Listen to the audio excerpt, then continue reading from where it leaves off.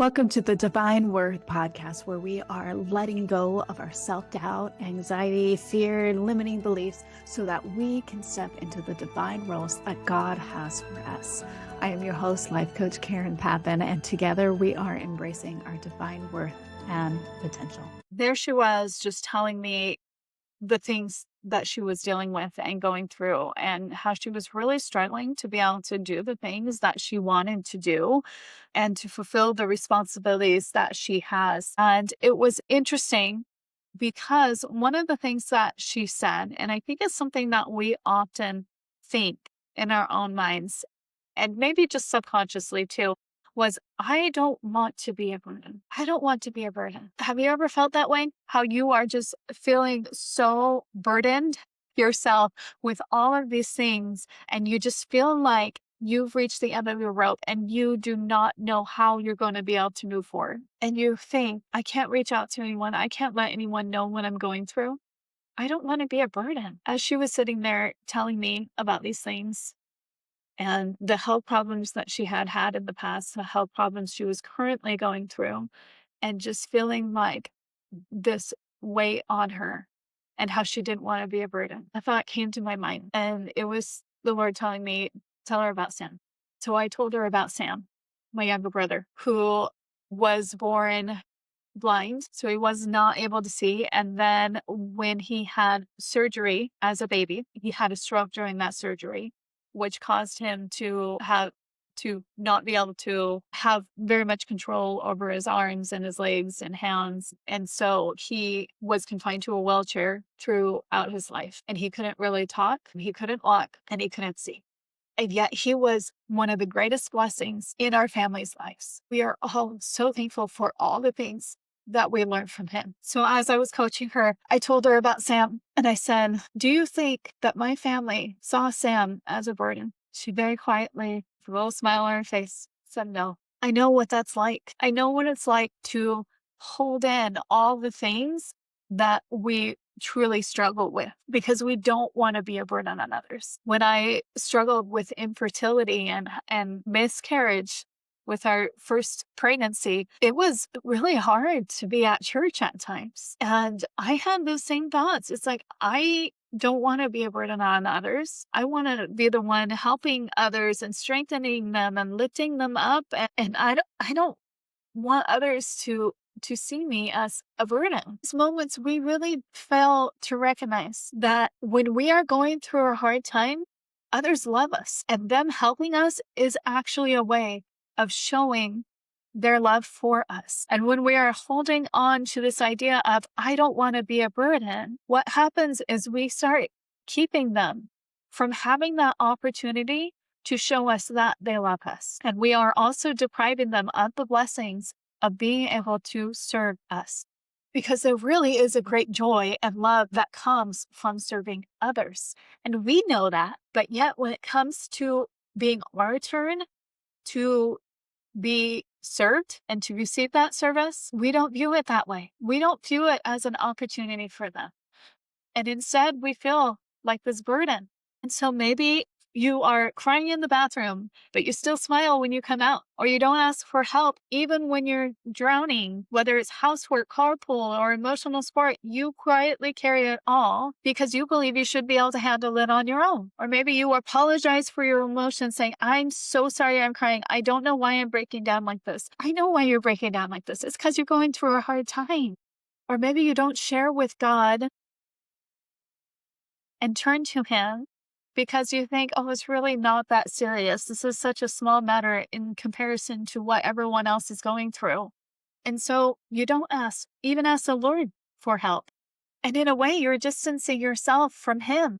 And then you decline offers of help even when you need it, saying, oh, no, I'm fine.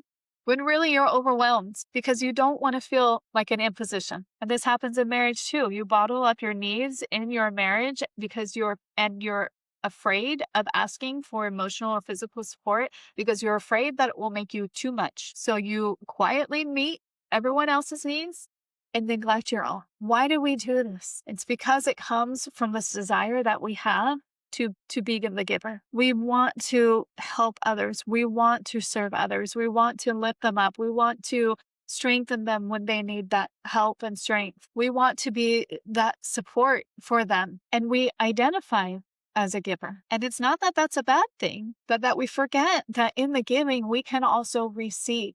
So what's behind this whole mindset of I don't want to be a burden is actually it's rooted in love and humility and a desire to protect others from pain. But it's also tangled up with perfectionism and past wounds or rejection from cultural expectations, from family expectations, from not wanting to experience the pain you're going through. That can be another thing, right? We just don't want to feel the pain we're going through. And so it's hard for us to express to others what it is that's going on. And there's also this misunderstanding about what it means to be strong. And we think that to be strong, we need to put up this front that we aren't struggling with anything, when actually the opposite is true. When humbly accepting that we are struggling and reaching out for help and support can actually be a strength.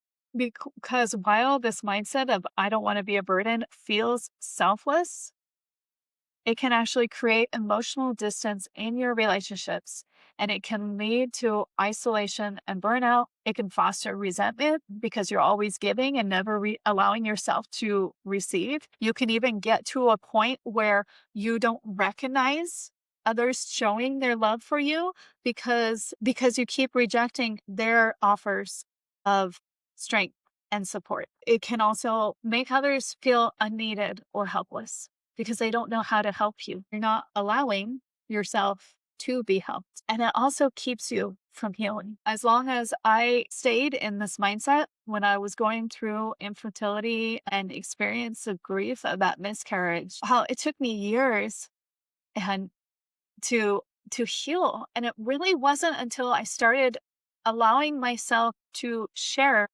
what it is that I was going through that I began to heal from all of it. The truth is, though, that you are loved. It doesn't require you to be invisible. It doesn't require you to put up this front that there's nothing going on. Real relationships require vulnerability and accepting help from others.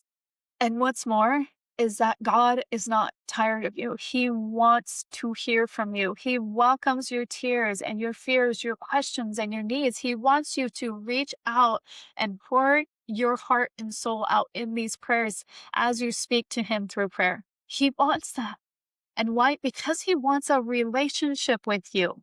And yet when we think that we shouldn't be struggling or keep ourselves from asking for our help, when we start apologizing for our emotions, when we are declining those offers of help, each one of those things is when we don't allow ourselves to feel what it is that we're going through and acknowledging what we're going through, that actually keeps us from being able to connect with ourselves, with our Heavenly Father, and with others, with our friends, with our family. We are putting distance and space between them because we are hiding a part of ourselves. When we open ourselves up and allow what we're going through to be seen with people who we can trust, then we allow ourselves to be seen. And as we allow ourselves to be seen, we start to feel that love. So here are some reflection questions for you to think about. When have you held back from reaching out? And what did it cost you emotionally? How did it distance you from those around you? How did it distance you from God? And how did it distance you from yourself? Allow yourself to ponder these things. And then, because you have agency and you can be an agent unto yourself, you can choose what you want to do with that information. And you can choose that next time I'm going to reach out to people who love me. When I need that help, I'm going to reach out and accept it. When someone offers help, I'm going to accept that help too. Maybe you don't actually need the help, but someone just wants to serve you and show love that way. Allow them and ask Heavenly Father this week for some small way that you can accept help and receive somebody else's love for you. You are loved. You have a purpose. Only you can make the difference in this world that you are meant to make. And as you reach out with strength and energy to, yes, help others, but also accept that help from others, then you combine your light with theirs, and together you rise. I'll see you next week on the Divine Worth Podcast.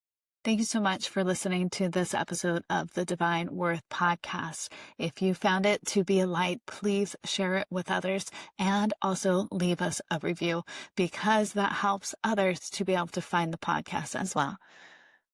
For those of you who are interested in going even deeper into some of the things that you learned today and really embracing your divine worth and potential, then join the Divine Worth membership. Each month together, we dive into topics that help you to trust God even when you feel unqualified, to let go of perfection, or to find faith in your purpose. Each session leaves you with a renewed sense of confidence in who you are as a daughter of God, and a deeper connection with God and with other women of faith. Because deep down, what we really need is the strength that comes from God and each other. So join us in the Divine Worth membership by clicking the link in the show notes. Until next time, remember that you are of worth, you are loved, and only you can make the difference in this world that you are meant to make.